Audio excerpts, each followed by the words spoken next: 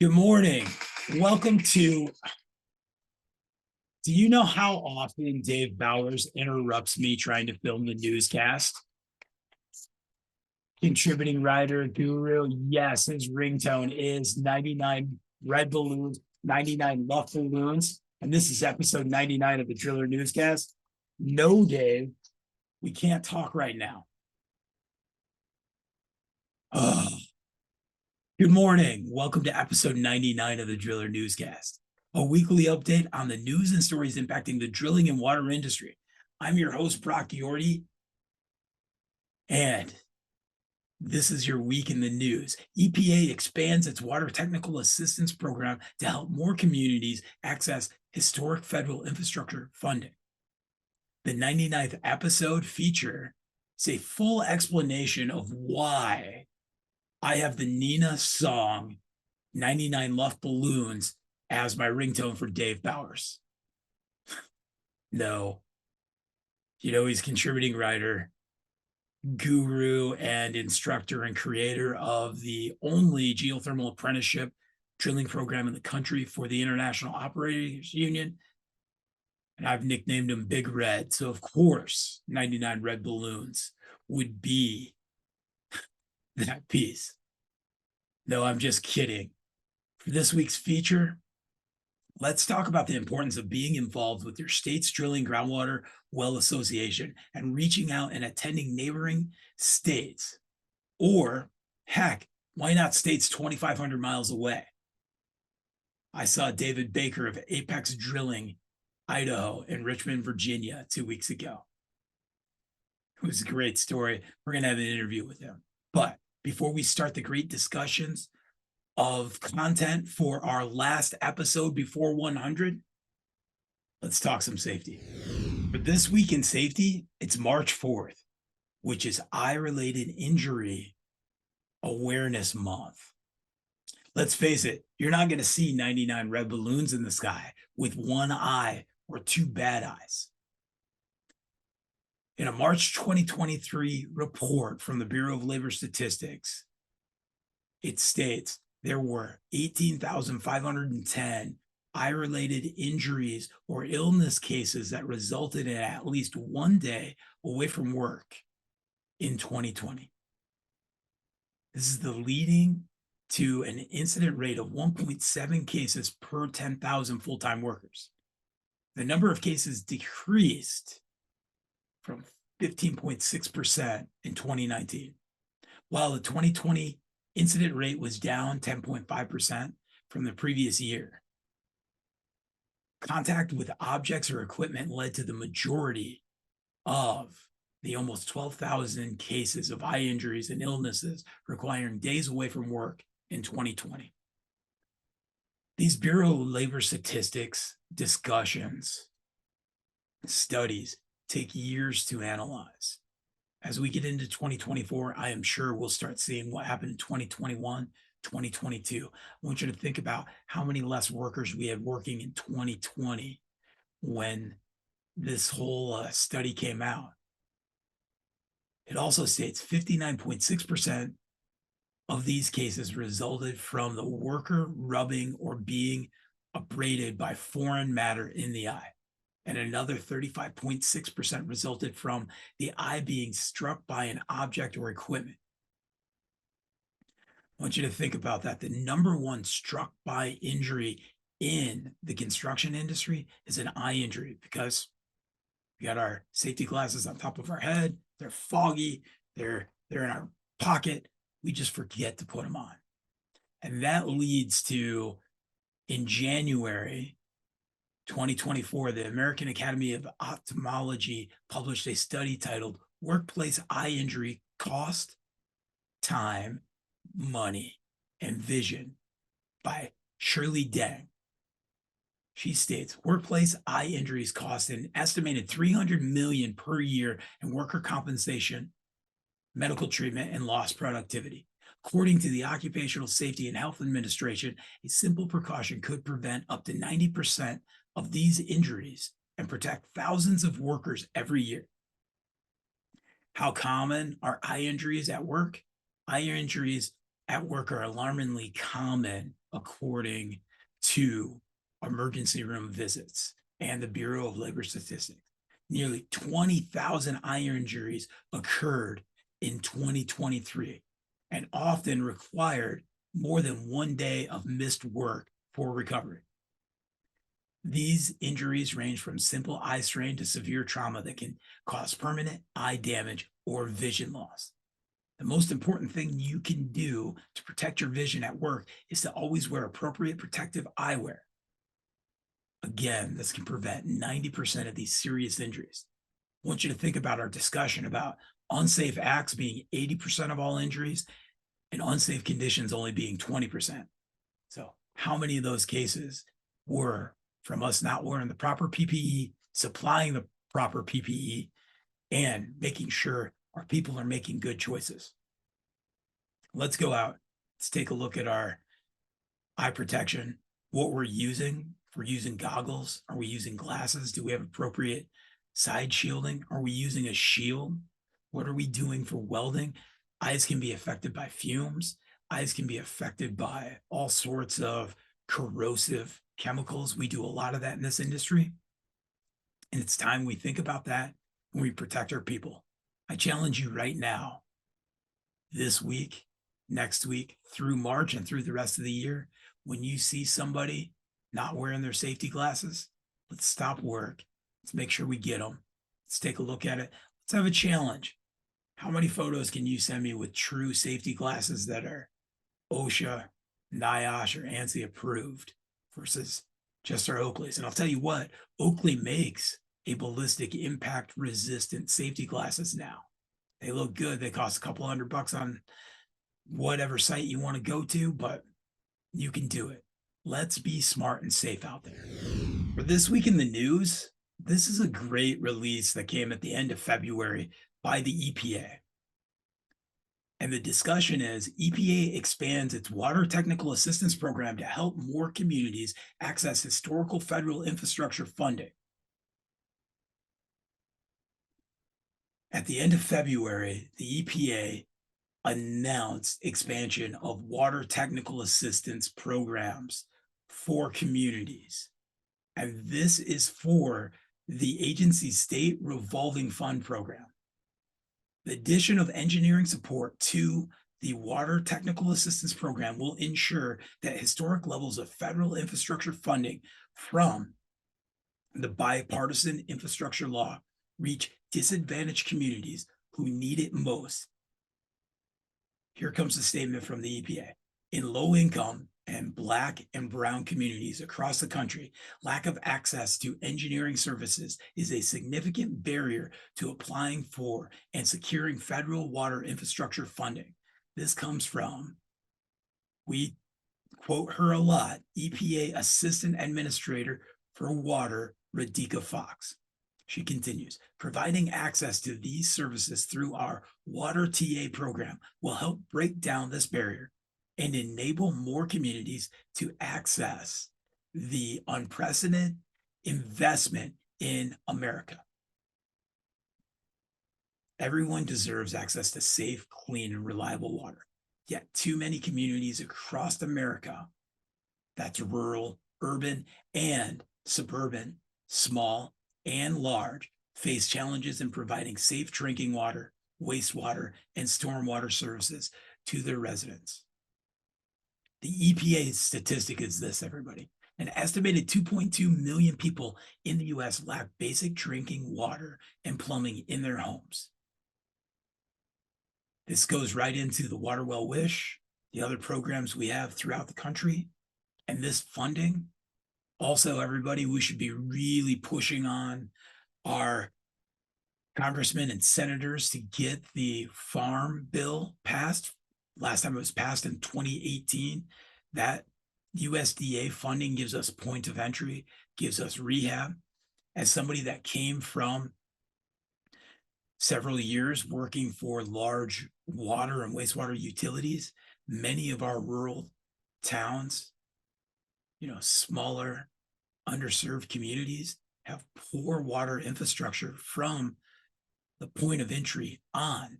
And we need to get the money that's been invested from the federal infrastructure law and the Inflation Reduction Act to these people. It's $50 billion in water. And it is focusing on us getting the right engineers and individuals that can help us with procurement to get the information they need. We talk a lot about PFAS, we talk a lot about lead, we talk about this, but we also talk about rural wells and community systems. Water well professionals out there, this is a very important piece that we need to be telling our communities so that they can stop having those challenges, develop plans, and build better capacity for them. Thank you, EPA. Thank you, Federal Infrastructure Law and Inflation Reduction Act. There's dollars out there. Drillers, drilling companies, pump companies, groundwater professionals. Let's go out and get that money and do some good. Really proud for this to be episode 99's feature. It's on the success, collaboration, and camaraderie found at our state groundwater association conferences. For many professionals in the groundwater industry, the new year starts with a multi-state tour of groundwater conferences. It's every year I have to choose between, do I go west to Mountain States? Do I go east to Maryland? Do I go north? There's so many great conferences happening that for the manufacturers and the professionals outside of the state, it's a great time to get together, to collaborate, meet all the drillers, talk about what's going on in the industry. And I have had one heck of a time, and it's still going to continue through March and April. But my tour started this year with the Minnesota Water Well Association, their 102nd conference. When Dave Schollenberg asked me to come up, I was fearful of flying into Minneapolis or Fargo, North Dakota, to drive 2 hours on icy roads to a conference. For my luck, it was 50 degrees, which for any organizer and board that have a winter conference, that weather really impacts attendance because it's been tough winter. And when the sun's shining, we go back to work. But Minnesota's strong. And despite the blue skies and the sunshine, the conference was well attended. The new NGWA president, Dave Trout, welcomed everyone and spoke at the banquet, where he emphasized being aware of PFAS impacts. You know, that's 3M right there. Dave Schollenberg's talked about this. This is a ground zero for where that goes. Though Parkersburg was the catalyst, it all started at 3M. He also talked about the importance of being part of the state association and the national association, NGWA. From Minnesota, I headed to Maryland, to the Maryland-Delaware Water Well Association in Annapolis. Again, another great event where NGWA board member John Boyette addressed the members and talked about the importance of NGWA Water Well Pro business program. He had a great analogy about everybody. I drilled less wells for more money, and this program helped me see it. We need to adopt new technology, and this is one of them we're going to continue to see. It's time for us to start taking a hard look at it and understanding the value. I want to thank Lisa and Chris Blanchett, Chesapeake Geothermal. They do a wonderful job as a team with the rest of the board members putting on an excellent event. Wasn't stopping there. From Maryland, I headed to Peoria, Illinois for the Illinois Association of Groundwater Professionals. Did you know the executive director of the Minnesota and Illinois Association is our good friend and basically guest / co-host, because he comes on so often, at the Driller Newscast, Dave Schollenberg. He's actually executive director of 8 partner states associations. It's pretty cool. The Partner State Association is a group of water well association states supported by the National Groundwater Association and directed by Dave Schulenberg and his team. Dave's one of the best executive directors I've ever met that helps guide and support and promote these state associations, which include Michigan, my home state, and the one I grew up attending, Kentucky, Kansas, Oregon, California, and Montana. It's wild because Illinois and Minnesota have the most National Groundwater Association past presidents. This year, while at the conference, I learned Illinois was one of the catalysts for starting the National Groundwater Association. Again, this conference was very well attended, as it should be. And we had NGWA board member who is very busy right now running for Oklahoma State Senate, Robert Keyes, address the membership and talk about the opportunities within the NGWA, Groundwater Pro, and NGWA University. While at this conference, all the groundwater professionals came together to have a discussion about some policy making that was happening that could change setback rules for water wells and geothermal boreholes. And all we can see is the good that's going to come out of that with the collaboration of both parties involved. This is exactly why we need to get involved and continue to be in the know. And that leads me to last week's attendance of the Virginia Water Well Association. This winter conference was well attended. NGWA board member Chauncey Leggett, North Carolina, addressed the membership and encouraged members to continue to be involved. Christina, executive director of Virginia Water Well Association, puts on one heck of a show with her team and family. She is one who pushes the industry to present new educational sessions. And that leads me into my interview this week featuring David Baker of Apex Drilling in Idaho. Yeah, that's right, Idaho. Christina found a discussion thread David was having on the Water Well Guys Facebook group about operating a financially sound business, and she invited him to come to Richmond and present. I hope you enjoy my interview with David. He's got a lot of great things to offer. Thanks again, David. Hi, this is Brock Yorty. We are live at the Virginia Groundwater Association Winter Conference. It's February, Richmond, Virginia. It's beautiful. Ironically, as I was getting on the flight in Detroit to fly to Richmond, I looked over and I saw David and I went, I know that guy, but this industry is very small, yes. But at the same time, you just don't walk up to many individuals and go, hey, aren't you in the groundwater industry? Sometimes I do that, but I get here and then I see him again and I go, what are you doing here? You're from Idaho. This is Virginia. And so how the heck did you get here? Interesting story. I was reading through Water Well Guys' Facebook page. I'm on that pretty much every day. And somebody had posted a question, and it was a business management question. And I responded to the post, and somebody else responded and said, why can't we get that sort of information in our groundwater convention, in the classes? And I just posted back on there, all you have to do is call me, and I put my phone number. And I didn't hear anything for several months. And then Christina from the Virginia Water Well Association gave me a call and said, hey, do you remember several months back you posted something on Water Well Guys and about being willing to do a class? And I says, well, I've been known to do that. So, and she says, well, I'd like to get some information from you. So we talked, and then she took it to the board and came back and said, we'd like you to come. And so I committed to come put on a class.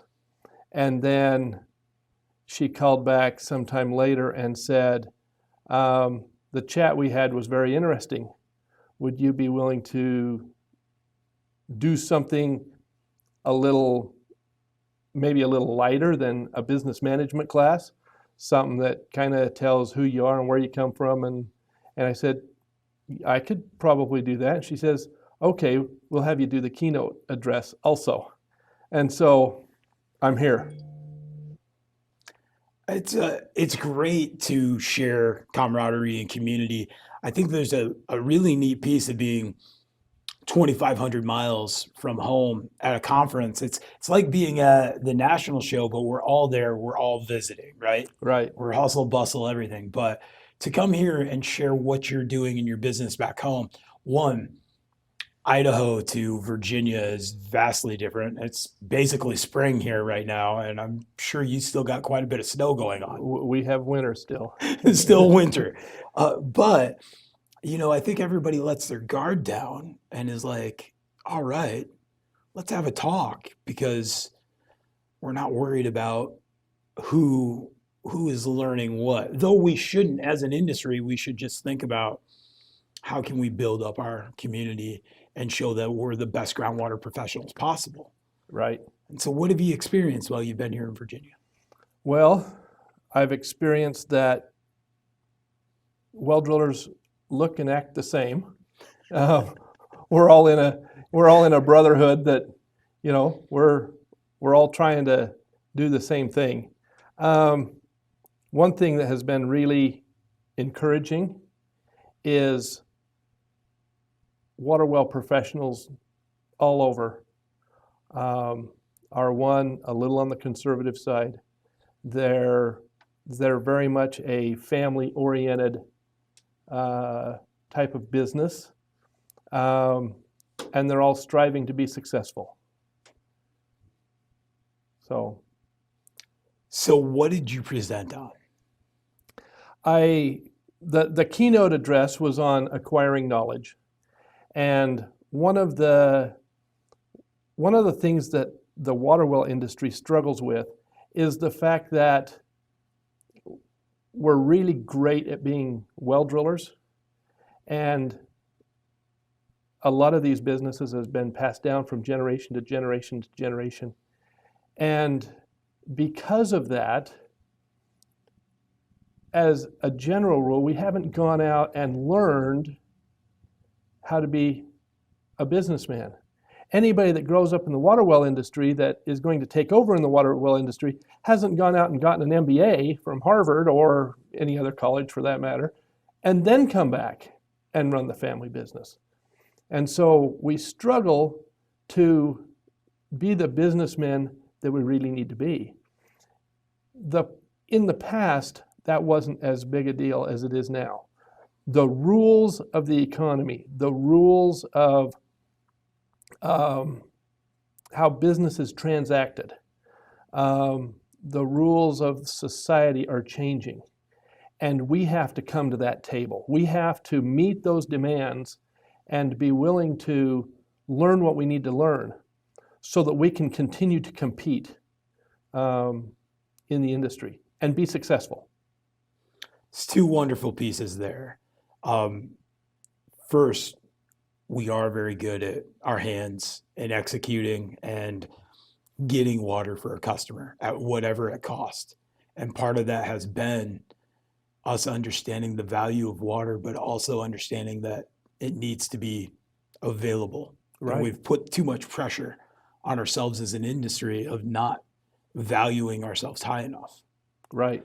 It's ironic you say MBA at Harvard, because if you're getting your MBA from Harvard, you're probably not going to be a water well driller in the first place, because your family's already got the legacy money that they're going to have. Right. Or after the debt you go through, you're again, let's now incur the price for a rig and you're going to be the man or woman that's taking that money and making 8% off the stock market. Right. Right. But bigger than that is us thinking about being at the table because times are changing. Right. We used to be at the table. Correct. Water, drilling, mining, construction, excavation, geotechnical, civilization's here because we put a hole in the ground first and said we could do this. And that's as important as, you know, sharing knowledge, valuing our knowledge is the same as an MBA at Harvard. Right. But we need to be back with the professional presence and the aptitude that says, I'm not a shade tree mechanic. I got Right. $4 million worth of equipment right now here that I'm doing this work for this job and this job and this job. And we should expect to be at the table, not Correct. those guys are making the rules. And you have a great analogy in your talk about how do we win? Correct. Talking about that, there's a book written, and I don't remember the author, but the book title is Self-Made in America. And this gentleman goes through his life story, and as part of that, he learns that when we make the rules, we win at the game.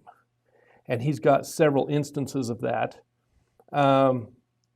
The other thing that I didn't bring out in my talk, but that this gentleman brought out in the book, is that he was encouraged to go work for somebody else and not work for them, but approach successful people and say, I want to work with you, and I'm only going to do it for 3 years.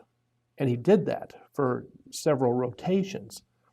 And the things that he learned outside of whatever he was going to create all built up to what he was able to create. And he became independently wealthy with his life. But we in the water well industry, the rules are changing. So yes, we need to meet those. But the next step is we're in a position to be able to create our own rules. And as we compete in the industry and we learn what the rules are and then how to make our own rules or adapt those, then we win. We become successful. And it makes it so that not only are we learning things outside of water well drilling, but we learn those things that ultimately get us where we're headed. I like that. And making our rules doesn't mean compromising our integrity or ethics. We are the professionals and advocates that should be helping guide the rules to groundwater legislation. And I watch Idaho and I see what happens with the Bureau of Land Management right now. And, you know, looking at the Salmon River and all the pieces, making our rules doesn't mean we cheat. You Right. know, and I think many immediately go, oh, we've set it to our side, our side, or our way of being able to overcome something. No, it's building the right policies, business pieces. Correct. Right now in Idaho, there are agencies, associations that are trying to change how water rights are administered and what the rules are to being able to keep domestic water rights or having stuff shifted to public water supply water rights. And there are enough people at the table that are trying to sway quite far from where we've been, and some of that is a struggle to deal with in the fact that I realize that in all, we're all responsible for the amount of water we have and how that's distributed and used. But we as professionals in the industry need to help maintain the balance. Absolutely.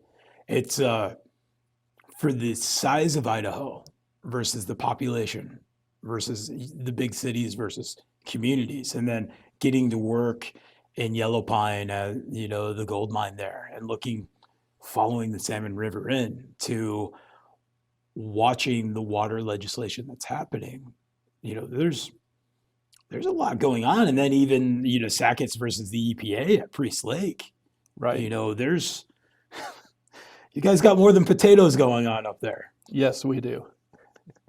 So one takeaway from going to a state association show that's not your own that you wouldn't have thought about until getting out here, what was something that just struck you a little inspiring or whatnot? They were interested that I had something to say. And it was interesting putting the presentation together. What am I going to say? And I feel it was quite well received. And so it's just one of those things that inspires me to say, or look within myself and say, is there more that needs to be said about this? Well, you're the speaker. You're on the tour now. You're gonna have to get a steamer trunk and get some stamps. And no, you know what's cool? And your father's sitting over to the right of us right now, and he traveled with you. And he's raised this great family of groundwater professionals and professionals throughout our industry. But I love sharing knowledge and teaching and learning, and we've engaged several times at the national and whatnot. You guys are always doing cool things up at Apex Drilling, your social media and that stuff. But Bayreuth forced us all to be teachers for drilling fluids and solids control, and then I just kept going with it. I'm just an attention idiot. People go, wait, you're too young to be teaching this right now, or why? And the same, you're not retiring in 3 months. No. And we have this stigma that you have to be on your retirement tour before you start sharing knowledge. And like you just said, they want to hear, they just want to hear the perspectives. They want to, we are a valuable industry. We're just this big. We're 0.01% of the working class, Correct. 14, 15,000 drilling professionals for groundwater, right? Out of 162 million Americans that go to work every day. Right. There's more people that work at Walmart than drill water wells. Yeah, probably so. So. Cool. I appreciate your time today. Thank you. And check these guys out on Facebook. And where are you going to speak next? Idaho Groundwater. Okay. They have a workshop in March. Beautiful. Thanks again. Oh, thank you. Thank you for joining us for episode 99. What the heck? You and I in a little toy shop, buying bags of balloons with money we got. We set them free at the break of dawn, till one by one they were gone. Story goes, it's 1982, West Berlin. The Rolling Stones are playing. Nina's guitarist, Carlo, notices that balloons were being released. As he watched them move towards the horizon, he wonders, what will happen when they hit the Soviet-controlled East Berlin side? 40 years ago, fearful of the Soviets. It's very appropriate to today and the awareness we should have, and understanding how much water is important to the Donbass region, the largest wheat provider in the world. Crimea didn't have water. Ukraine had shut off that pipeline. The first thing that happened as Russia came in, they opened it back up. There's a lot to do with resources there. But if we go down into the rock and roll history rabbit hole, Nina was also interviewed, and the band said they'd heard a story of a group of high schoolers in 1973 who released 100 Mylar balloons with traffic flares. One balloon popped This was in Las Vegas. Thank God it was the desert. So 99 balloons reflecting red across the horizon. They did it as a practical joke to simulate a UFO. Both stories are great. I can't tell you how much I love the German version of this song over the English version, and that it made #1 around the world, hit #2 on our Billboard charts. I prefer the German version to the English version. But as a host, I butcher names, international names all the time. My German is Paquito, and that's a terrible joke, as I've been called gringo around the world on water projects. So you're just going to get what you get. There you go, Driller Nation. A little bit of rock and roll history on episode 99. Thank you for joining us. Go check out thedriller.com.